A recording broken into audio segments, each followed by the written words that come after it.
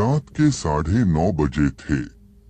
हम 4 दोस्त, मैं, सुमित, रोहन और इमरान देहरादून से मसूरी घूमने निकले थे। रास्ता लंबा और सुनसान था। घने जंगल के बीच से गुजरते हुए मन में हल्का सा डर था, पर शराब और हंसी ने उस डर को दबा दिया। रास्ते में एक पुराना जंगल पड़ता था, जिसके बारे में लोगों ने कई डरावनी बातें बताई थीं। कहा जाता था कि वहां अघोरी साधना करते हैं, जो आत्माओं से बातें करते हैं और अधूरी साधना पूरी करते हैं। हम चारों ने एक दूसरे की तरफ देखा और हंस पड़े। चलो देखते हैं कौन सा अघोरी डराता है। और यहीं से गलती शुरू हुई। हमने एक ढाबे पर गाड़ी रोकी। ठंडी रात थी और हल्की बारिश भी शुरू हो चुकी थी। ढाबे वाले ने हमें चेतावनी दी, बाबू, रात में उस रास्ते मत जाना। वहां जो भी जाता है सुबह लौटकर नहीं आता। हम हंस पड़े। सुमित बोला, भूत प्रेत सब बकवास है। ढाबे वाला बस इतना बोला, तुम चारों नहीं, 3 ही लौटोगे। हम हंसते हुए जंगल की ओर निकल गए, पर हमारी हंसी ज्यादा देर नहीं चली। जैसे ही सड़क खत्म हुई और घना जंगल शुरू हुआ, हवा ठंडी हो गई। चारों तरफ धुंध फैल गई। मोबाइल का नेटवर्क गायब था। हमने गाड़ी रोकी, बोतल निकाली और पीना शुरू किया। ठंडी हवा, अंधेरा और शराब डर को और गहरा कर रहे थे। हम गाने लगाए और मजाक उड़ाने लगे। तभी पीछे से आवाज आई, चक चक चक।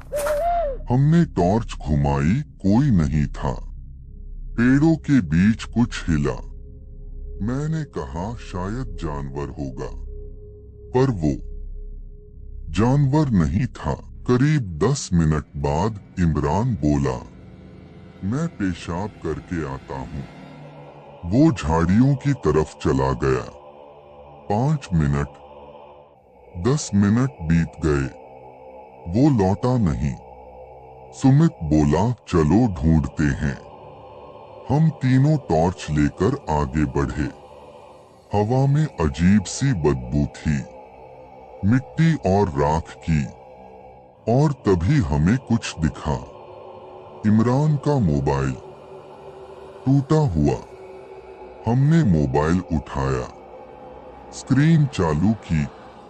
आखिरी वीडियो रिकॉर्ड हुई थी।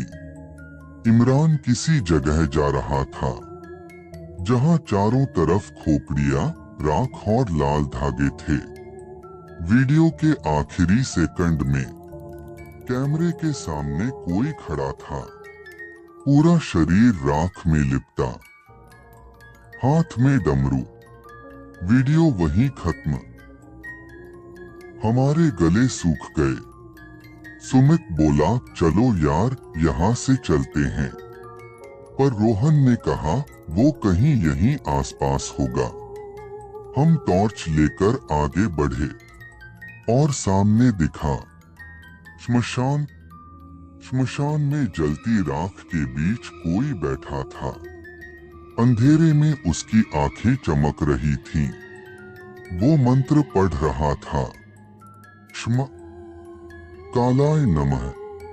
चारों तरफ हड्डियों की माला और नींबू पड़े थे। उसके सामने इमरान बेहोश पड़ा था।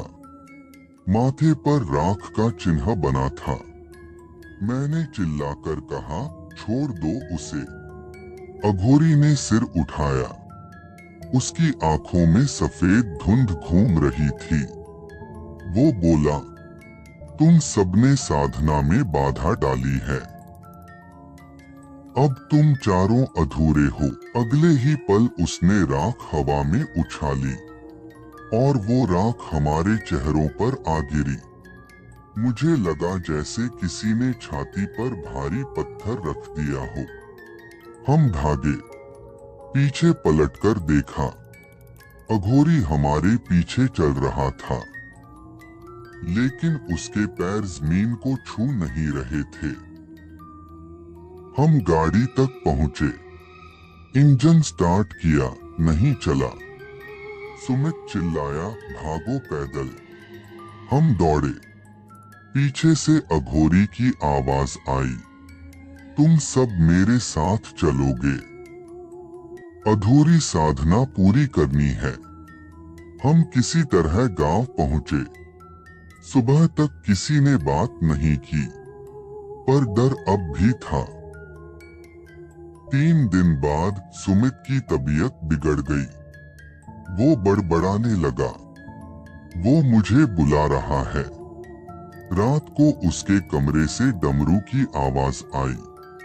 हम दौड़े, सुमित दीवार से टकराट कराकर चिल्ला रहा था, मुझे मत ले जाओ, मैं नहीं जाऊंगा। और अचानक चुप हो गया। सांसें थम चुकी थीं। डॉक्टर बोले हार्ट फेलियर, पर मुझे पता था ये दिल का दौरा नहीं था। रात को मैं जाग रहा था, खिड़की के बाहर देखा, अघोरी खड़ा था। वो मुस्कुरा रहा था, धीरे से बोला, 3 बचे हैं। अगले दिन रोहन भी बीमार पड़ा। वो बोल नहीं पा रहा था। गर्दन पर राख का वही त्रिकोण बना था। उसने लिखा, वो आज रात आएगा। रात को सच में वो आया। लाइट झपकी, खिड़की खुली और हवा में वही गंध, राख, सड़न, तंत्र की बू। अघोरी दीवार के पार से निकला। उसके पीछे धुएं जैसी आत्माएं घूम रही थीं। वो बोला, 2 आत्माएं बाकी हैं। मैंने भगवान का नाम लिया और बेहोश हो गया। सुबह हॉस्पिटल में आंख खुली। रोहन मर चुका था। डॉक्टर बोले हार्ट फेलियर, पर मैं जानता था ये श्राप था। मैं घर पहुंचा, मां रोने लगी। मेरे चेहरे पर राख के निशान थे। पिता मुझे लेकर पुजारी के पास गए। जैसे ही पुजारी ने मेरी आंखों में देखा, वो पीछे हट गया। बोला, तू उस तंत्र स्थल से आया है। उस अघोरी की आत्मा अब भी जीवित है। अगर आज रात पूजा नहीं की तो तू भी नहीं बचेगा। रात को पूजा शुरू हुई। घंटी बजी, हवन हुआ, मंत्र गूंजने लगे। अचानक हवा ठंडी पड़ गई। दीपक अपने आप बुझ गया। दीवार फटी। अघोरी अंदर आया। आंखों में आग, शरीर राख से लिपटा। वो गर्जा, बलि अधूरी है। मुझे चौथा चाहिए। कमरा कांपने लगा। पुजारी ने शंख बजाया, नमः भगवते रुद्राय। अघोरी चिल्लाया, रुक जा। राख का तूफान उठा। मुझे लगा जैसे मेरी आत्मा शरीर से निकल रही हो। पुजारी ने राख उठाई, अघोरी पर फेंकी। एक तेज चमक हुई और वो गायब हो गया। सुबह सब शांत था। पुजारी बोला, वो गया नहीं, बस पीछे हट गया है। तेरे अंदर उसकी छाया रह गई है।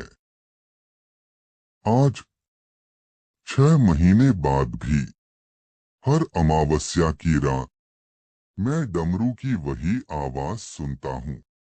आईने में देखता हूँ, अपने पीछे राख से लिपटा कोई खड़ा होता है। कभी कभी वो फुसफुसाता है, बाकी आत्माएं मिल गईं, अब तेरी बारी है। और अगर तुम ये कहानी सुन रहे हो तो याद रखना, वो तंत्र स्थल अब भी वही है, बरगद के नीचे, राख के ढेरों के बीच, बस किसी नई आत्मा की तलाश में, जिससे उसकी अधूरी साधना पूरी हो सके।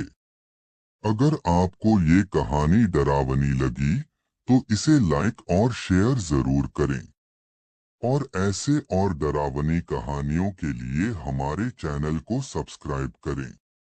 याद रखिए, ये तंत्र स्थल अब भी वही है, और अगली आत्मा की तलाश में